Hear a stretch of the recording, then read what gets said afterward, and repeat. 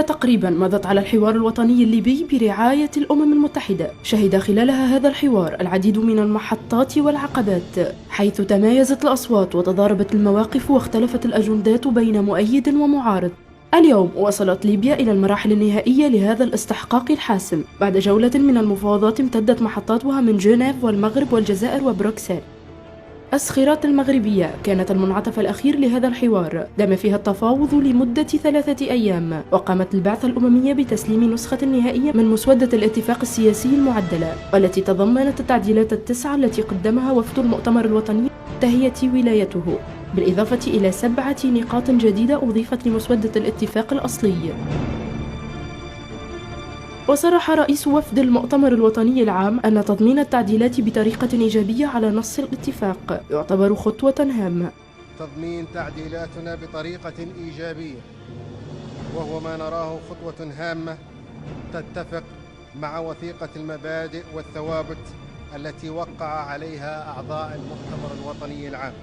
ويرى مبعوث الأمم المتحدة إلى ليبيا برناردينو ليون أن نص الاتفاق سيحظى بالدعم الكامل من الطرفين، وسيقع التصويت عليه من قبل الفصائل الليبية ومن ثم المصادقة عليه.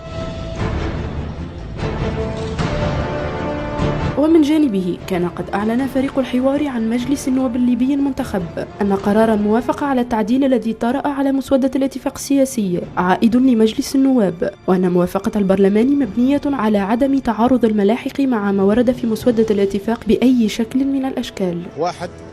أن القرار النهائي بشأنها يرجع لمجلس النواب. 2. ألا تتعارض الملاحق والاقتراحات مع ما ورد في مسودة الاتفاق بأي شكل من الأشكال. 3.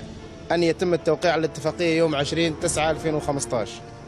4. أن تضمن المقترحات ضمن اتفاقية شاملة بما في ذلك أسماء المرشحين. 5. أن يقدم المؤتمر مرشحين خلال يومين على الأكثر. 6. أن يوافق كل المشاركين في الحوار السياسي الليبي على هذه المقترحات. إن تولي منصب القائد العام للجيش لا يزال محل جدل، حيث يطالب ممثل المؤتمر في جلسات الحوار بضرورة إبعاد الفريق خليفة حفتر من منصب القائد العام للجيش وتوليه شخصية عسكرية أخرى توافقية. تفاؤل أموي بالاتفاق على تشكيل حكومة وحدة تنهي الحرب الأهلية في البلاد المنقسمة بين حكومتين وبرلمانين متنافسين.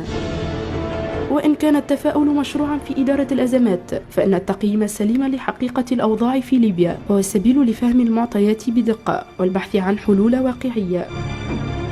وبموجب المسودة فإن الاتفاق سيدخل حيز التنفيذ بعد توقيعه من قبل أطراف الحوار بحلول 20 من سبتمبر الجاري.